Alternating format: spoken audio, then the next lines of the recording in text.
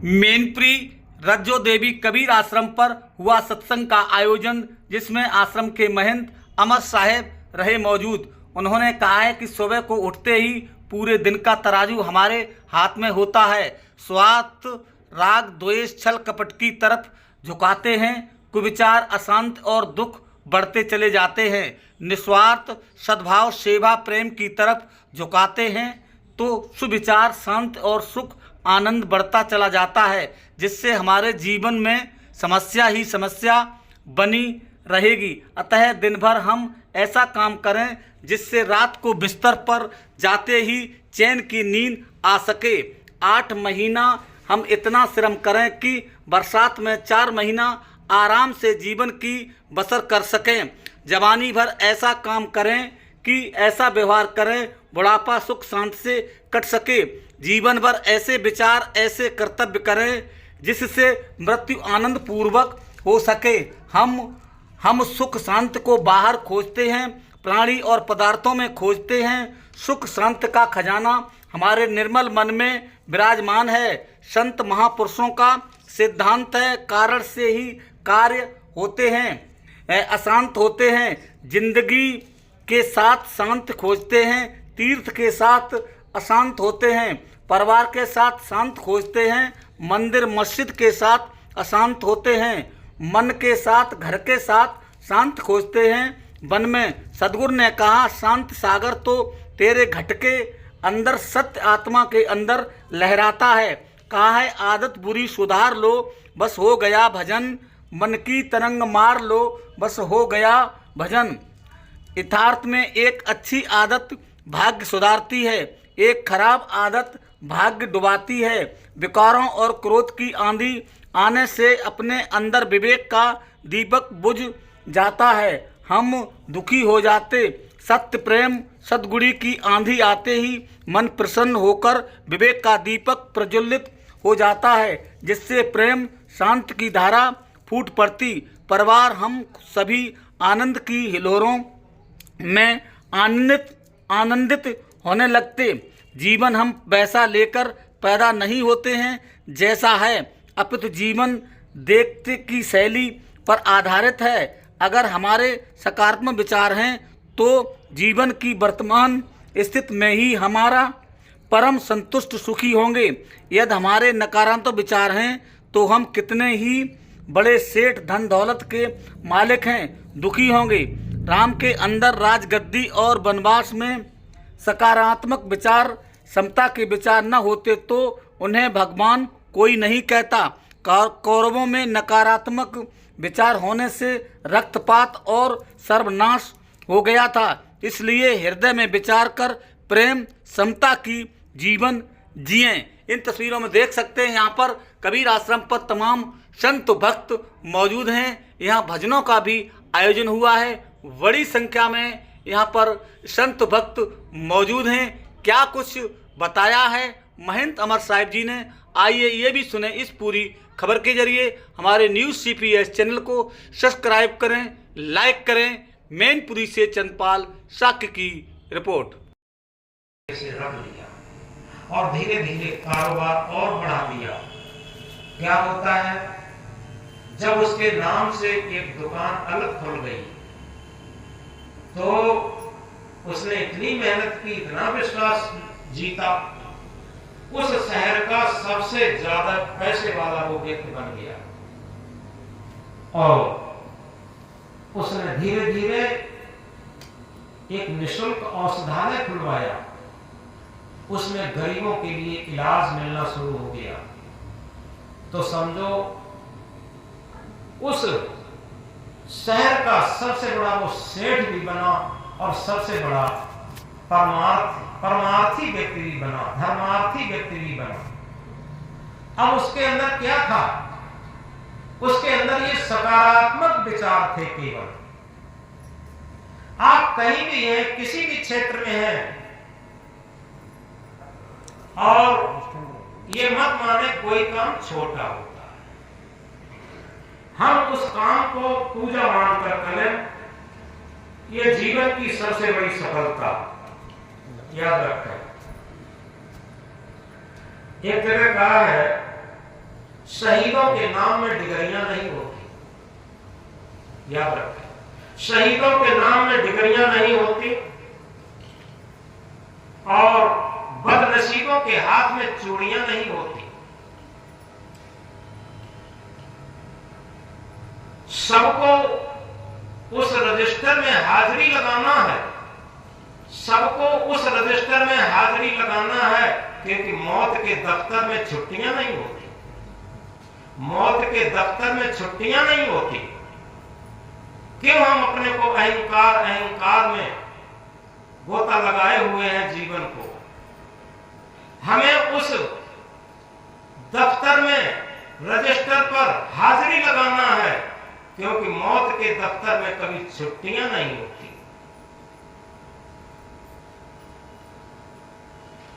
तो इसलिए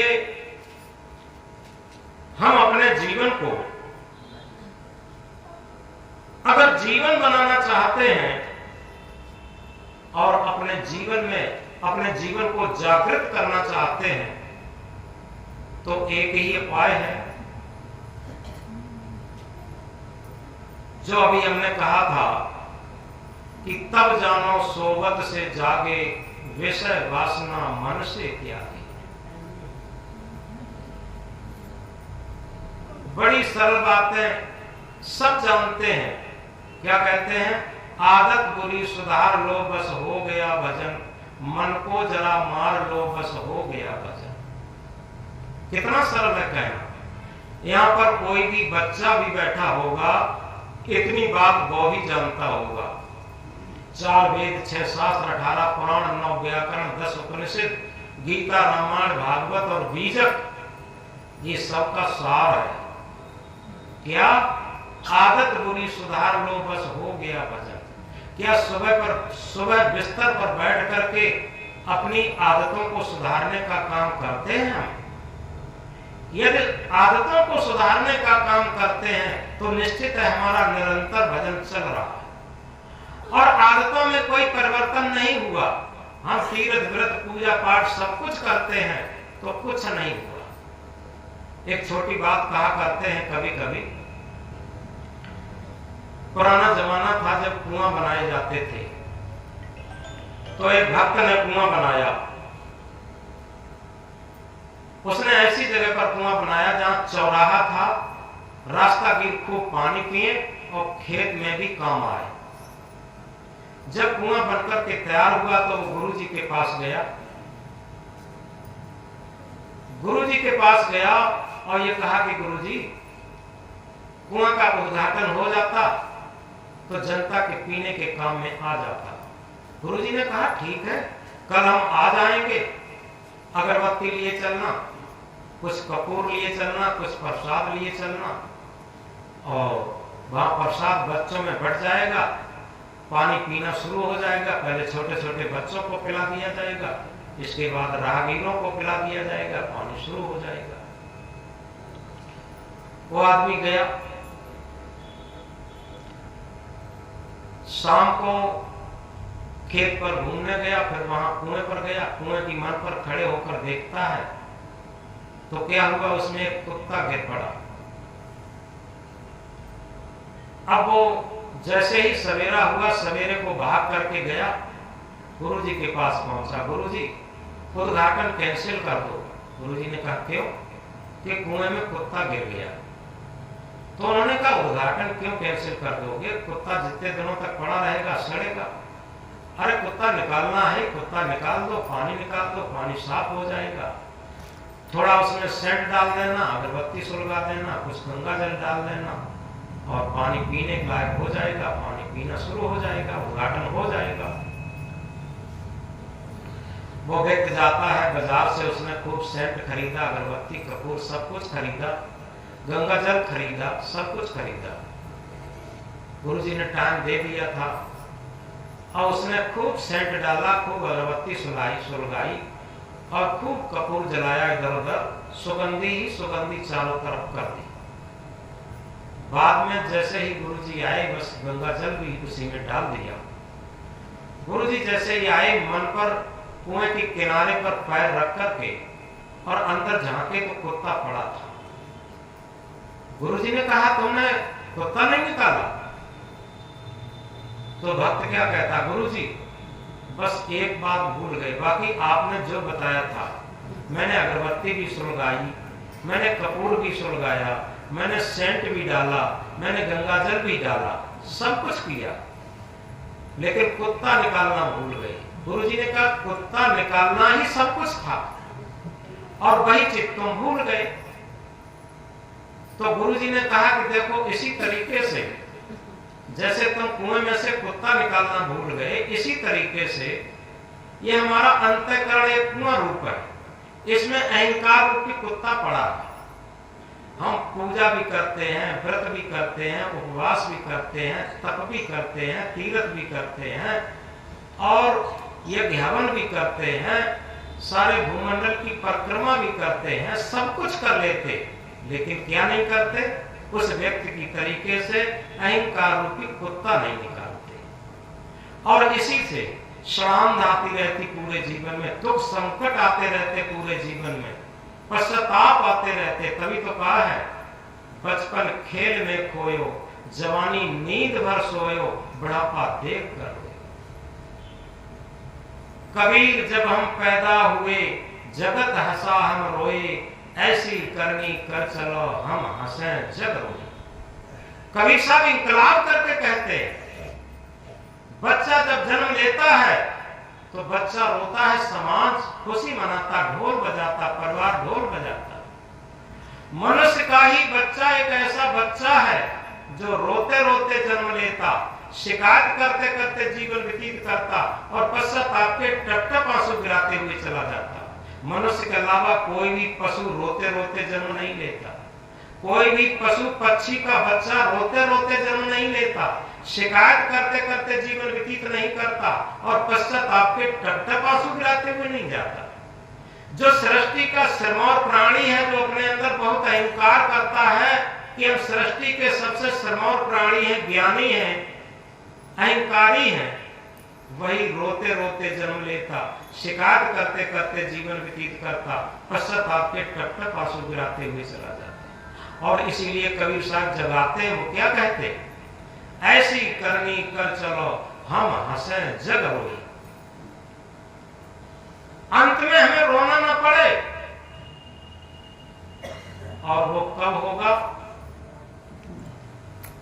अंत में, क्योंकि हम सुबह से शाम तक ऐसा कार्य करें, थोड़ा गहराई से समझें, ये सूत्र है। सुबह से शाम तक ऐसा कार्य करें, शाम को बिस्तर पर जाएं तो हमें कोई पश्चाताप न हो और तुरंत नींद आ जाए। हम जवानी पर ऐसे कार्य करें कि बुढ़ापा हमारा दुखदाई न हो पाए। हम जन्म से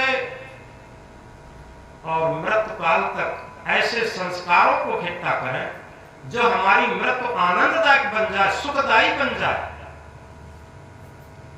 और वो कब होगी? जो कबीर साहब का हम मंत्र याद रखेंगे, क्या? ऐसी करनी कर चलो हम हंसे जग रोए। हम ऐसा कर्तव्य पथ बनाएं, ऐसा भक्ति पथ बनाएं, ऐसा आचरण रहनी गहनी पथ बनाएं, ऐसे विचारों का पथ बनाएं, ऐसे सकारात्मक विचारों का पथ बनाएं जिससे कि हम प्रसन्नता में जाएं और समाज हमारे लिए रोए। ये कौन सा ठेका है कि हम प्रसन्नता में जा सकते? क्योंकि जब वर्तमान में प्रसन्नता में नहीं है तो बुढ़ापे में प्रसन्नता में कैसे रहेंगे? मृत्यु के समय प्रसन्नता में कैसे रहेंगे? हम जिस एज में हैं, जिस उम्र में हैं, जिस परिस्थिति में हैं, उसी उम्र में, उसी परिस्थिति में प्रसन्नता से रहना सीख ले। यथार्थ में लगता होगा कि उस परिस्थिति में हम प्रसन्नता में कैसे?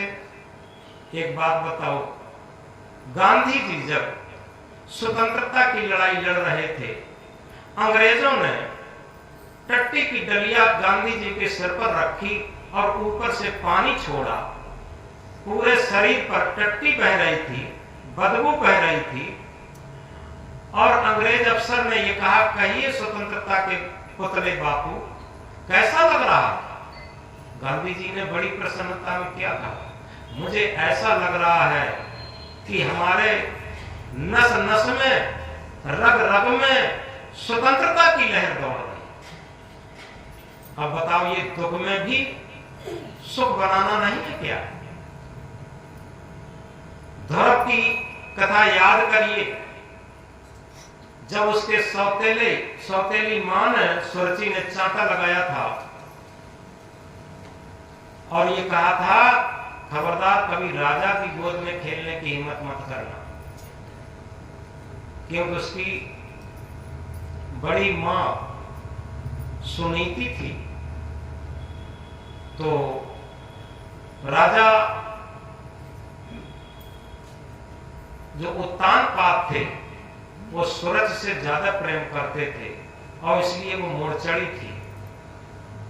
मोड़चड़ी होने से उसने अपनी बड़ी बहन की, जेठानी की बेटे को चांटा लगा दिया था और ये कहा था, कभी भी राजा की गोद में खेलने की हिम्मत मत करना। वही 5 वर्ष का ध्रुव बालक अपनी मां के पास गया रोता हुआ और उसने क्या कहा कि मां, राजा की गोद से, राजा की गद्दी से कोई बड़ा स्थान है?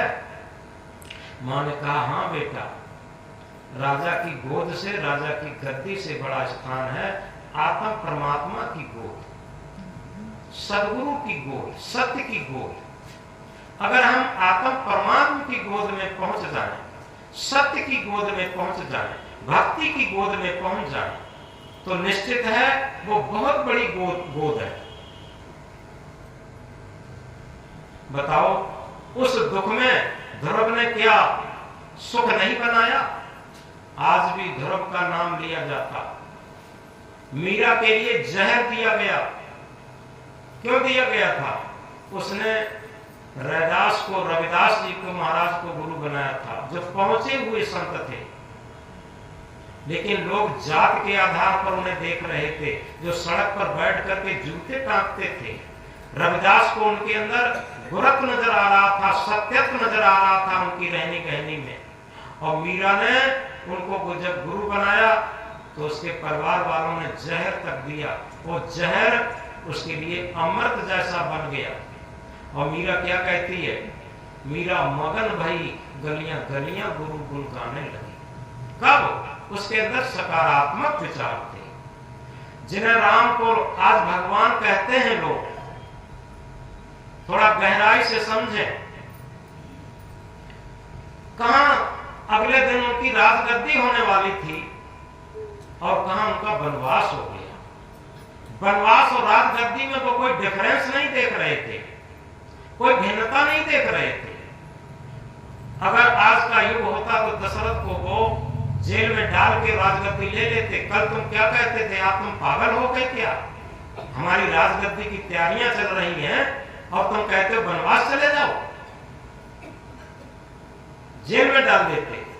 लेकिन राम के अंदर समत्व भाव था, समता का भाव था, सकारात्मक विचार था और वो जन को धन मानते थे। एक महासूत्र निकल के आता है, जो आज भी जन को धन मानता है वो धन के पीछे लड़ता नहीं है, याद रखें। और जो धन को धन मानता है उसे जनधन नहीं दिखाई देता। तो राम को भगवान नहीं कहते। अगले दिन वो खुशी से अगर जंगल नहीं चले जाते, वन में नहीं चले जाते, 14 वर्ष के वनवास में नहीं चले जाते, भाइयों में भी कोई झगड़ा नहीं हुआ पूरे जीवन। भरत अगर ये सोचते कि हमारा कांटा निकल गया, हमेशा हमेशा के लिए हमारी गद्दी स्थापित हो गई, तो भरत राम की तरफ न जाते और बाद में राम के भेजने पर एक तपस्वी जीवन बना करके और खड़ाऊ रख करके गद्दी पर, राम के खड़ाऊ रख करके, और वो राज्य शासन नहीं करते। तो राम ने जन को धन माना। आज भी जिन परिवारों में जन को धन मानते हैं, भले ही चटनी से रोटी खा लेंगे, लेकिन लड़ेंगे भिड़ेंगे नहीं, याद रखें। ये सबसे बड़ा भक्ति का सूत्र है। और वही महाभारत में जब श्री कृष्ण शांत दूत बन करके गए थे दुर्योधन के पास, तो ये कहा था श्री कृष्ण ने कि दुर्योधन ऐसा करो, पांडवों को तुम 5 गांव दे दो और सारा राज तुम करो। तो दुर्योधन ने क्या कहा था? उंगली हिला करके कहा था किसी कीमत पर हम 5 गांव नहीं दे सकते, बिना लड़े एक सुई के नोक के बराबर नहीं दे सकते। और उन्होंने धन को धन माना, वही हुआ। कौरव भी मारे गए और पांडवों के जो साथी थे वो भी मारे गए, और इतना रक्तपात हुआ, इतना बड़ा महाभारत कभी नहीं हुआ। थोड़ी भी लड़ाई हो जाती है, एक मुहावरा बन गया है, तो कहते क्या यार महाभारत लगाए, क्यों हुआ था? इनके अंदर एक स्वार्थ जग गया था। कौन सा?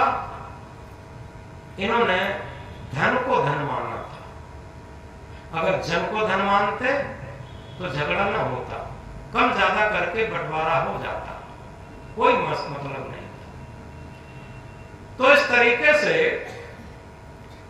हम इन चीजों को अगर देखें तो जहां भी सकारात्मक विचार हैं आज भी, और अगर सही पूछो तो एक छोटी सी कहानी के द्वारा हम इन बातों को स्पष्ट करते हुए बात को आगे खत्म करेंगे कि एक घर में भक्ति की बहुत अच्छी व्यवस्था थी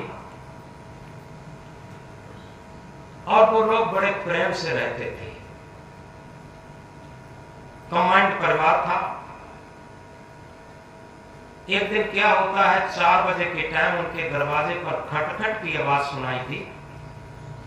तो घर मालकिन, उस घर के लोग सब 4 बजे ही जग जाते थे, अपने भजन भक्ति भी करते थे। खटखट की आवाज सुनाई दी तो घर मालकिन निकल के जाते हैं। जैसे ही गेट खोला तो वहां 3 लोग खड़े थे, अपरिचित थे। घर मालकिन ने पूछा, भाई आप लोग कौन हैं, इतनी जल्दी किससे मिलने आए हैं, आप लोग अपना परिचय दीजिए।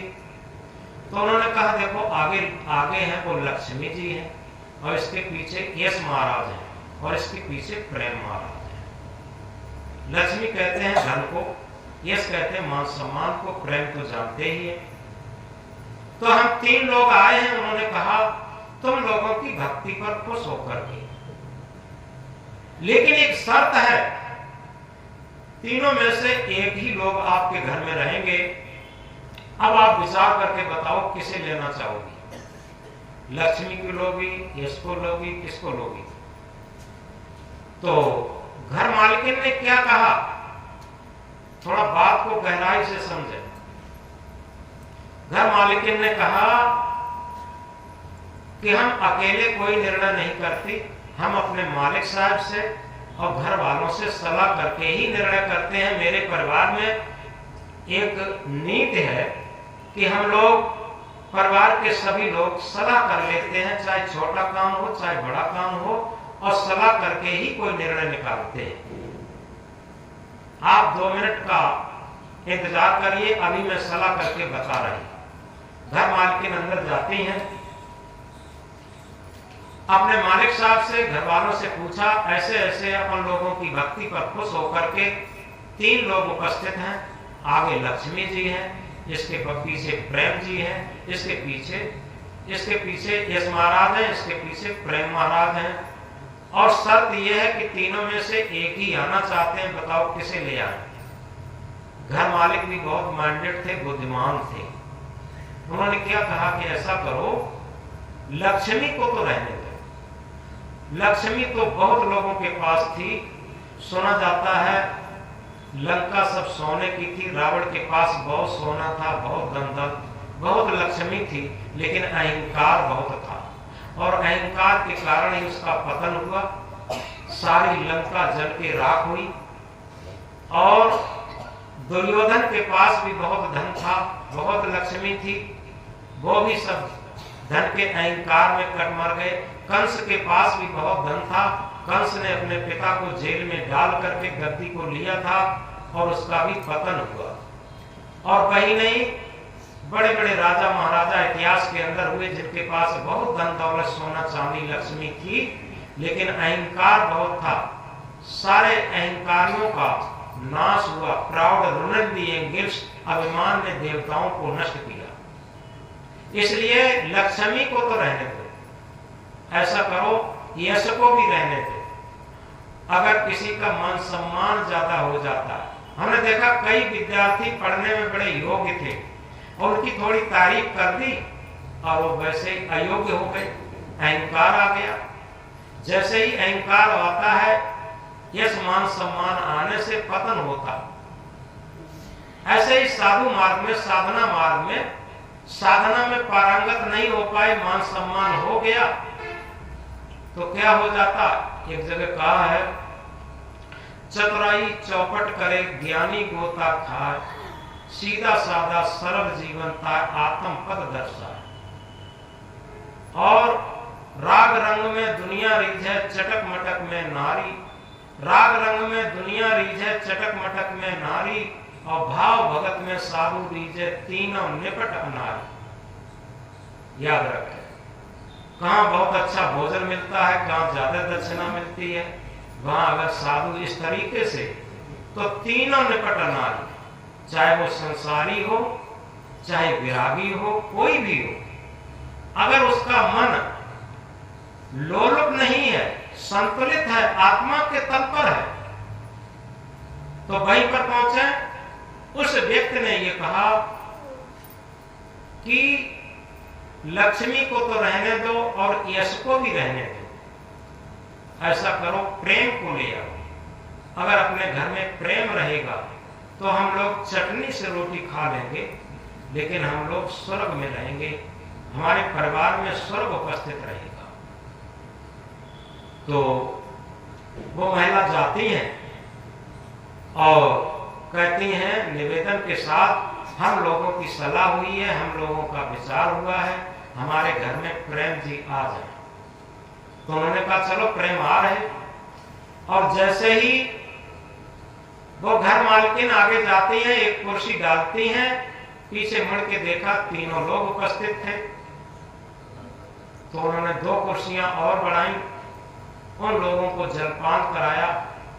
जलपान कराने के बाद हाथ जोड़ करके निवेदन किया, अभी तो आप लोग कहते थे तीनों में से एक ही आएंगे, अब तो आप तीनों लोग आ गए, इसका कारण क्या है? तो उन लोगों ने कहा, दरअसल में आप भक्ति में तो होशियार हैं, लेकिन आप लोग बुद्धि में भी होशियार हैं। अगर आप लक्ष्मी को मांगते तो लक्ष्मी अकेली आती, आप यश को मांगते तो यश अकेला आता। आपने प्रेम को मांग लिया। जहाँ प्रेम रहेगा वहां लक्ष्मी तो अपने आप रहेगी, और जहाँ प्रेम और लक्ष्मी रहेगी वहां यश तो अपने आप रहेगा। अब तीनों को आपके घर में रहना ही पड़ेगा। तो इसलिए कहा है, जिस घर में एक दूसरे की बात जाए मानी, उस घर न आए कोई कभी परेशानी।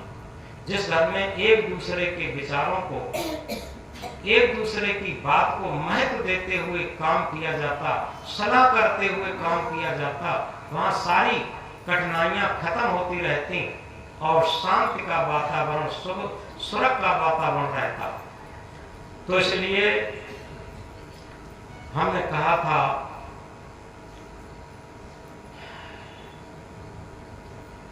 शुरू में हमने एक बात कही थी, जागो लोगो मत सोओ, ना करो नींद से प्यार, जैसा सपना रैन का वैसा है संसार।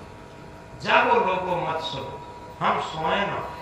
सोना यही है कि हम मन की गुलामी में, इंद्रियों की गुलामी में जितने आसक्त रहते हैं वो समझो सोए हुए हैं, और आत्मा के तल पर, आत्मीयता के भाव पर, त्याग और प्रेम के भाव पर जितना जीवन जीते हैं उतना ही जागृत रहते हैं। और इसका मूल मंत्र ये है, जहां सेवा वहां त्याग है, जहां त्याग वहां प्रेम, निर्मल अंतःकरण जहां, वहां शांति सुख चैन। आप किसी भी क्षेत्र में हैं, अगर शांत सुख चैन से जीवन व्यतीत करना चाहते हैं तो एक ही सूत्र है, सब लोग अपने अपने अंदर सेवा भाव रखें और सेवा के द्वारा त्याग भाव अपने आप जागृत होता। हमने पहले माताओं के अंदर देखा था, कंबाइंड परिवार होते थे, साजे साजे। अब तो जमाना बदल गया, पहले क्या होता था, माताएं भोजन परोसती थी, जो जिन्होंने भोजन बनाया, और सब्जी कहीं अच्छी बन गई, किसी ने ज्यादा मांग ली, धीरे धीरे तो सब्जी सब खत्म हो जाती थी। बनाने वाली माताएं चटनी बट के रोटी खा लेती थी, कभी शिकायत नहीं करती थी। अब क्या है, कोई अच्छी चीज बनाई जाती है, पहले से फ्रिज में स्टॉक रख दी जाती है। हमने देखा है लोगों, कहीं ऐसा न हो खत्म हो जाए और बाहर से लोग अपने दोस्तों को न ले आए, चीज खत्म हो जाए तो हमारे लिए नहीं रहेगी। तो त्याग भाव कहां आया? याद रखें, मां की तरीके से त्याग रखें, और उसी तरीके से जो सच्चा संत होता है, जो सच्चा सदगुरु होता है, वो मां की तरीके से उसका त्याग होता है। जिस तरीके से बच्चे सुखी हों, बच्चे तृप्त हों, मां सुखी और तृप्त अपने आप रहती है, इसी तरीके से सच्चे संत सदगुरु भक्तों के सुखी और संतुष्ट रहने में अपने आप रहते हैं। उनके अंदर मांग नहीं होती मन में, और स्वाभाविक होता। और इसीलिए कहा, सहज मिले सो दूध बरोबर, मांग मिले सो पानी, और कहें कबीर वो रक्त बराबर जामा ऐसा पानी। साधु भूखो भाव को, धन को भूखो ना, जो साधु धन को भूखो सो साधु है ना। तो इस तरीके से आज की बात यहीं पर विराम लेती है।